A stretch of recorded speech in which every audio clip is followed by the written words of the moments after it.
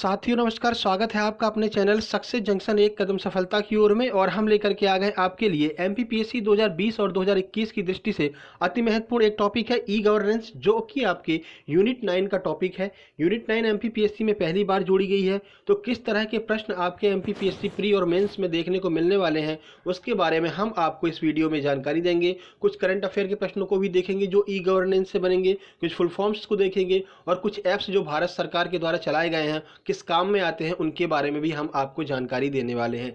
देखिए, एक एक प्रश्न की हम इस तरह से आपको जानकारी देंगे कि मान लीजिए अगर वो प्रश्न आपके मेंस में लिखने के लिए आ जाता है 3 नंबर में अति लघु में, तो आप इन उत्तरों का प्रयोग करके अपना अति लघु वाला प्रश्न भी सॉल्व कर सकते हैं। चलिए बिना समय गवाए हुए चलते सीधे प्रश्न नंबर 51 की ओर।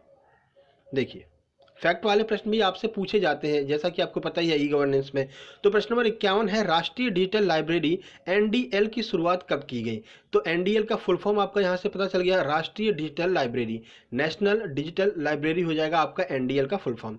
ऑप्शन ए है 12 नवंबर 2006, ऑप्शन बी है 13 नवंबर 2006, ऑप्शन सी है 10 नवंबर 2006 या फिर ऑप्शन डी है 26 जुलाई 2014। तो कब की गई एनडीएल की शुरुआत? आइए देखते हैं आंसर, उसके बाद आपको पूरी जानकारी देते हैं।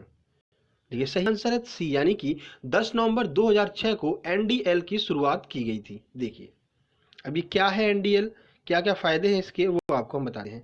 देखिए, राष्ट्रीय डिजिटल लाइब्रेरी की शुरुआत 10 नवंबर 2006 को की गई थी और इसे पुनः 19 जून 2018 को रीलॉन्च किया गया था। तो आपसे पूछा जाता है कि एनडीएल को रीलॉन्च कब किया गया, तो कब रीलॉन्च किया गया? 19 जून 2018 को रीलॉन्च किया गया था। इसका मुख्यालय खड़गपुर में है और इसमें लगभग 3 करोड़ से अधिक डिजिटल संसाधन उपलब्ध हैं। तो ये आपको डाउनलोड करनी चाहिए। देखिए, जो एनडीएल है ना, उसमें 3 करोड़ से ज़्यादा जो किताबें हैं वो आपको डिजिटल माध्यम से मिल सकती हैं। ठीक है, जैसे कि आपकी एनसीईआरटी की बुक्स हो गई, 8th 9th 10th की जो बुक्स हैं एनसीईआरटी की, वो आपको वहाँ पर मिल जाएंगी। बहुत सारी किताबें जो आपके लिए फ़ायदेमंद होंगी वो आपको एनडीएल पे मिल जाएंगी। ठीक है, तो लगभग 3 करोड़ संसाधन आपको एनडीएल पर मिल जाएंगे। चलिए प्रश्न नंबर 52 की ओर चलते हैं। देखिए, ये बहुत महत्वपूर्ण प्रश्न है। यूपीआई का फुल फॉर्म क्या होता है, ये आपसे पूछा गया है। ऑप्शन है union payment interface, option B है universal payment interface, option C है यूनिवर्सल प्रोग्राम इंटरफेस या फिर ऑप्शन डी है यूनिफाइड पेमेंट इंटरफेस। आइए देखते हैं। सही आंसर है डी, यानी कि यूनिफाइड पेमेंट इंटरफेस इसका फुल फॉर्म है यूपीआई का। आइए इसके बारे में आपको जानकारी देते हैं। देखिए, यूपीआई का फुल फॉर्म है यूनिफाइड पेमेंट इंटरफेस। इसकी शुरुआत 11 अप्रैल 2016 को की गई थी। इसको एनपीसीआई, अब यहाँ पर एनपीसीआई का भी फुल फॉर्म आपका क्लियर हो जाएगा, national payment corporation of India. NPCI का फुल फॉर्म भी आपसे पूछा जा सकता है, तो यहाँ पर ही आपका ये फुल फॉर्म भी क्लियर हो जाएगा। इसको किसके द्वारा कंट्रोल किया जाता है? तो एनपीसीआई के द्वारा कंट्रोल किया जाता है यूपीआई को। और यूपीआई की स्थापना कब हुई थी? तो 11 अप्रैल 2016 को इसकी शुरुआत की गई थी। चलिए आगे बढ़ते हैं। देखिए, प्रश्न नंबर 53 है, भीम ऐप की शुरुआत कब की गई है? अब देखिए, भीम ऐप जो है वो चर्चा का विषय रहा है, काफ़ी लोग इसके बारे में जानते भी होंगे भीम ऐप के बारे में। तो आइए भीम ऐप के बारे में आपको बताते हैं कि कब इसकी शुरुआत की गई थी। ऑप्शन ए है 13 अप्रैल 2016, ऑप्शन बी है 11 अप्रैल 2016, ऑप्शन सी है 30 दिसंबर 2016 या फिर ऑप्शन डी है 21 मार्च 2020। आइए आंसर देखते हैं। सही आंसर इसका सी, पहले ही आंसर की दिखाई हो गई। चलिए कोई बात नहीं। तो 30 दिसंबर 2016 को भीम ऐप की शुरुआत की गई थी। अब भीम का फुल फॉर्म जरूर पूछेंगे आपसे, तो भीम का फुल फॉर्म होता है भारत इंटरफेस फॉर मनी। ये आपका भीम का फुल फॉर्म हो गया। इसकी शुरुआत 30 दिसंबर 2016 को एनपीसीआई के द्वारा की गई थी। एनपीसीआई का मतलब समझ रहे हैं ना? एनपीसीआई का फुल फॉर्म अभी हमने आपको ऊपर बताया, ठीक है, national payment corporation of India, ये आपका एनपीसीआई का फुल फॉर्म हो जाएगा। चलिए आगे बढ़ते हैं।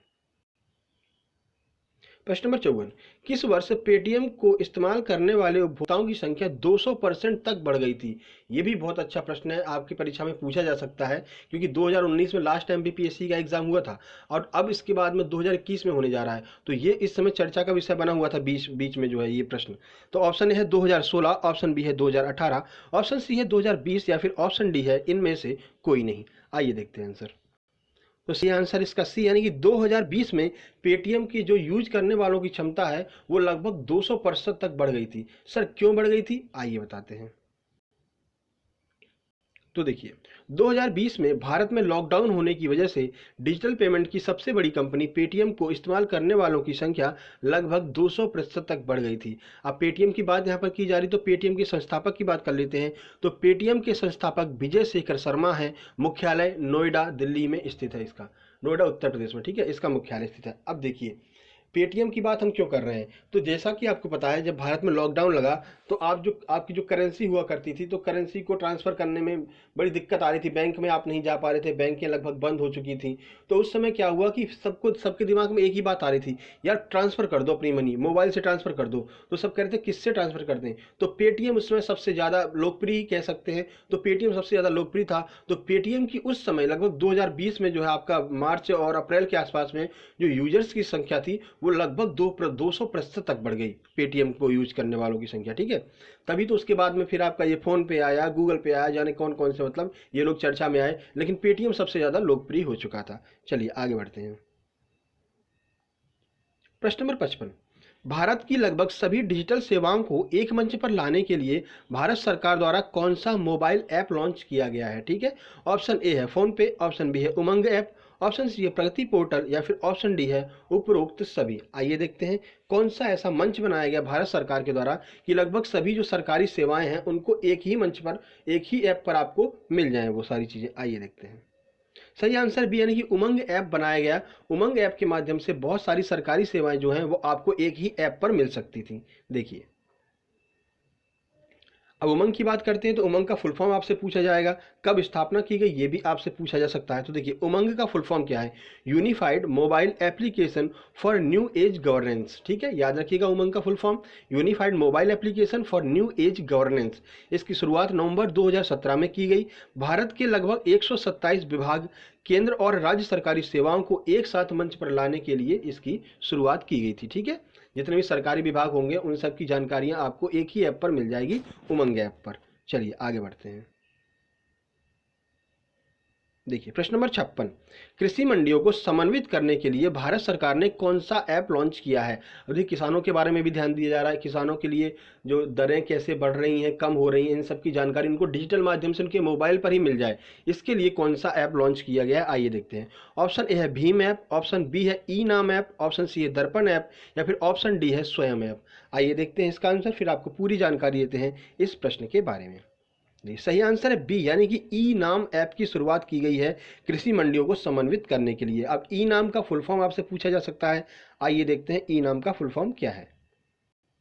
देखिए ई नाम का पूरा रूप है इलेक्ट्रॉनिक नेशनल एग्रीकल्चर मार्केट, ठीक है, याद रखिएगा इलेक्ट्रॉनिक, ई से इलेक्ट्रॉनिक हो गया, एनएएम का फुल फॉर्म हो जाएगा नेशनल एग्रीकल्चर मार्केट। इसकी शुरुआत 4 अप्रैल 2016 से की गई है। इसका कार्य किसानों के लिए दरें तय करके उसे डिजिटल माध्यम से प्रदर्शित करना है, ठीक है, कि उनकी जो भी मतलब कि आपको पता है ना, जैसे एक बेस रेट यहाँ पर निर्धारित की जाती है कि गेहूँ की बेस रेट ये है, चावल की बेस, धान की बेस रेट ये है, ये सारी चीज़ें बताई जाती हैं। अभी तक क्या होता था, किसानों को जाना पड़ता था मंडियों में कि सर बता दो क्या रेट चल रही है, ये सरसों कब मतलब बिक्री होगी। अब क्या किया है, अब इस ऐप की मदद से, ई नाम ऐप की मदद से उनके मोबाइल पर ही पूरी जानकारी मिल जाएगी। उनसे बोल दिया जाएगा कि आप ई नाम का एक ऐप डाउनलोड कर लीजिए, उसी पर आपको सारी जानकारी मिलती रहेगी, आपको मंडियों के चक्कर काटने की जरूरत नहीं है। चलिए आगे बढ़ते हैं।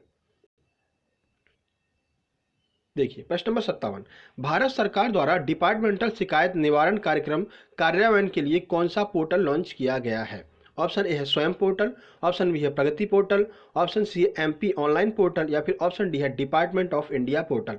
अब देखिए ये सर क्वेश्चन को समझ में नहीं आया सर, क्वेश्चन बता दीजिए एक बार सही से अपनी भाषा में। तो देखिए भारत सरकार ने अपने ही डिपार्टमेंट, यानी ये G2G का उदाहरण हो जाएगा, गवर्नमेंट टू गवर्नमेंट, समझ रहे ना, G2G हमने आपको शुरू में बताया था। तो अपने ही डिपार्टमेंट की जानकारियां अपने ही लोगों में बांटने के लिए एक पोर्टल लॉन्च किया है। ये मतलब लोगों के लिए नहीं है, सिटीजन लोगों के लिए नहीं है, ये सिर्फ गवर्नमेंट टू गवर्नमेंट है, यानी कि भारत सरकार और अन्य राज्य सरकारें जो भी हैं, जो भी अन्य सचिव लोग हैं, वो इस पर जो है इनिशिएट कर सकते हैं, मतलब वो लोग इस पर काम कर सकते हैं, बाकी सिटीजन लोग काम नहीं कर सकते हैं। तो ऐसा कौन सा पोर्टल लॉन्च किया गया है, कौन सा ऐप बनाया गया है, आइए देखते हैं। सही आंसर है बी यानी कि प्रगति पोर्टल लॉन्च किया गया है। आइए पूरी जानकारी आपको देते हैं प्रगति के बारे में, क्योंकि फुल फॉर्म भी आपसे पूछा जा सकता है। देखिए प्रगति का पूरा रूप है proactive governance and timely implementation. देखिए ये आपका प्रगति का फुल फॉर्म हो जाएगा, और प्रगति का फुल फॉर्म महत्वपूर्ण है, ठीक है। यह एक त्रिस्तरीय प्रणाली है, इसमें पीएमओ केंद्र सरकार के सचिव और सभी राज्यों के सचिव एक दूसरे के संपर्क में रहते हैं। अब देखिए प्रगति पोर्टल पर क्या होता है, 3 स्तरीय यहाँ पर काम होता है। पहला कौन, पीएमओ, यानी कि प्रधानमंत्री का जो ऑफिस होगा वो इसमें जुड़ा हुआ होगा। उसके बाद क्या होगा, जितने भी सचिव होते हैं वो भारत सरकार के जितने सचिव होते हैं वो इसमें ऐड होंगे। उसके बाद क्या होगा, बाकी के सभी राज्यों के जो सचिव हैं वो भी इसमें ऐड होंगे। तो ये क्या हो गया, गवर्नमेंट टू गवर्नमेंट, यानी भारत सरकार के द्वारा अन्य राज्य सरकारों को प्रदान की जाने वाली सुविधा है। सारी जानकारी उनको प्रगति पोर्टल के माध्यम से मिल जाती है। ठीक है, चलिए आगे बात करते हैं। प्रश्न नंबर 58, भारत सरकार द्वारा प्रत्येक वर्ष के कम से कम एक व्यक्ति को डिजिटल तरीके से साक्षर बनाने के लिए कौन सा अभियान चालू किया गया है। देखिए क्या हो रहा है कि अब डिजिटलाइजेशन हो रहा है, हर जगह आपको पता है, हर जगह आपको डिजिटल चीज़ें मिल रही हैं। जैसे कि ई नाम शुरू किया है, ठीक है, अब आपने ई नाम शुरू तो कर दिया मगर किसानों को पता तो होना चाहिए ई नाम को यूज कैसे करना है। तो ऐसा करने के लिए यहाँ पर कम से कम एक व्यक्ति को डिजिटल तरीके से साक्षर किया जाएगा। ये भारत सरकार के द्वारा पहल की गई है। तो उसके लिए कौन सी पहल यहाँ पर लॉन्च की गई है, ये चीज़ आपसे पूछा जा रहा है। ऑप्शन ए है पीएमजी दिशा, ऑप्शन बी है स्वयं प्रभा, ऑप्शन सी है उमंग, या फिर ऑप्शन डी है कनेक्टिंग डिजिटल इंडिया। आइए देखते हैं इसका आंसर क्या है।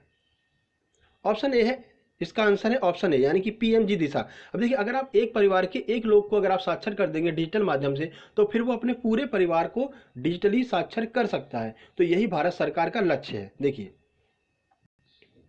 पीएमजी दिशा, प्रधानमंत्री ग्रामीण डिजिटल साक्षरता अभियान, फुल फॉर्म हो गया इसका पीएमजी दिशा का।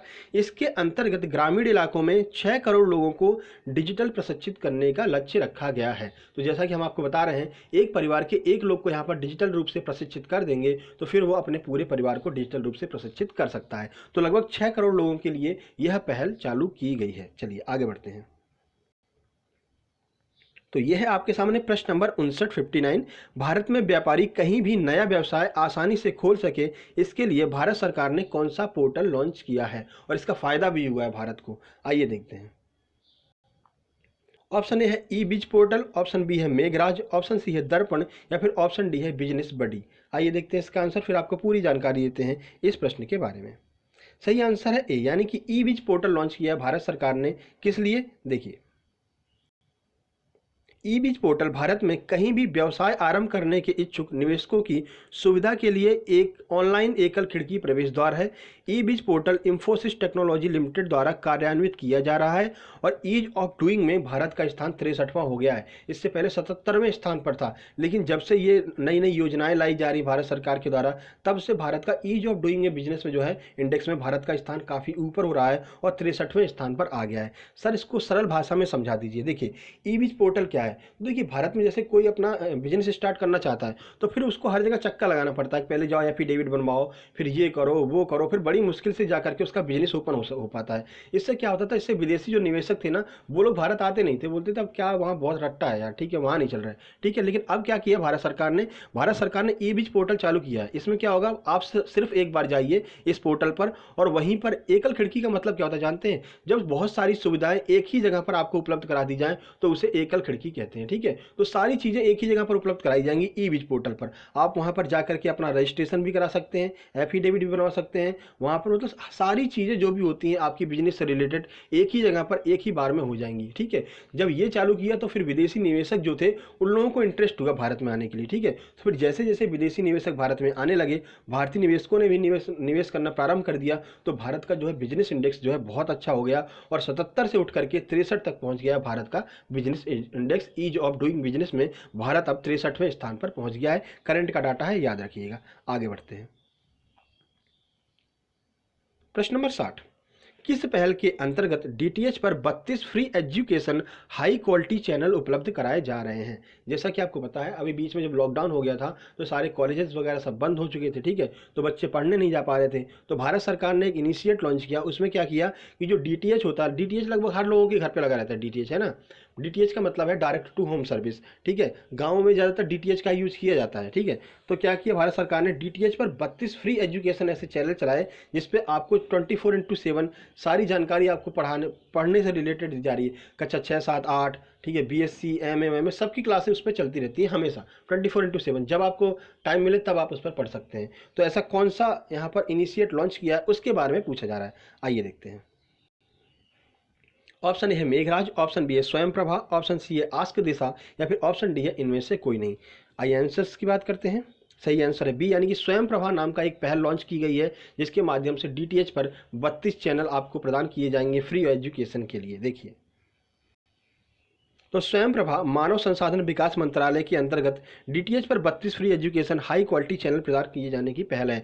अब यहाँ पर एक प्रश्न आपका और क्लियर हो गया। जब पेपर को कठिन बनाएंगे तो आपसे पूछेंगे कि जो स्वयं प्रभा पहल लॉन्च की गई है किस मंत्रालय के द्वारा लॉन्च की गई है, तो याद रखना है आपको मानव संसाधन विकास मंत्रालय के द्वारा स्वयं प्रभा जो पहल है वो लॉन्च की गई है। ठीक है, तो वीडियो कैसा लगा? अगर आपको वीडियो पसंद आया हो तो लाइक कर दीजिए, दोस्तों के पास शेयर कर दीजिए और चैनल को सब्सक्राइब कर लीजिए अगर आप चैनल पर पहली बार आए हैं। और नोटिफिकेशन बेल जरूर दबा लीजिएगा, आपके लिए बहुत ज़्यादा महत्वपूर्ण है नोटिफिकेशन बेल दबाना, क्योंकि हम time to time video upload करते रहते हैं। नोटिफिकेशन बेल दबाने से आपके पास वीडियो सही समय पर पहुँच जाया करेगी। ठीक है, तो जल्द ही मिलते हैं। शाम को आपके लिए हम यूनिट 10 की एक वीडियो लेकर के आने वाले हैं। यूपीएससी यानी यूनियन पब्लिक सर्विस कमीशन जो है आपका आयोगों वाली वीडियो चल रही है, उसका ऑब्जेक्टिव हम शाम को लेकर के आने वाले हैं। 4 बजे अपलोड हो जाएगा, नोटिफिकेशन आपके पास पहुंच जाएगी। तो जल्द ही मिलते एक नई वीडियो में, तब तक के लिए नमस्कार, धन्यवाद।